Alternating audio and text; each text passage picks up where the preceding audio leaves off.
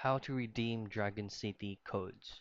Now, if we go ahead and dig deep into the game settings, there is actually no option for you to enter, such as any codes that you can use. Now, if we will be using our browser right here from the phone and then just simply typing in Dragon City redeem codes and then go directly to the Dragon City's official website, there is also no option for you to be able to redeem any codes you would like. Now, there is no option for you to input or redeem such as codes as of 2024, but there is actually another way on doing or redeeming bonuses and promotions for the game itself.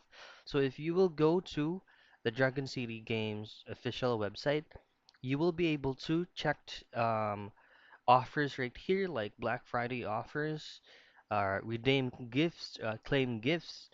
You will also have gems discounts and so on and so forth.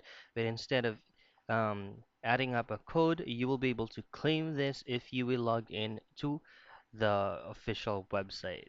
So you can just hover around this game settings right here, and you will be getting multiple bonuses like the Elite Pass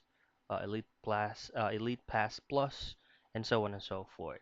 So that's it. That is the convenient way, or that's the other way of redeeming such as codes or glyphs from Dragon City.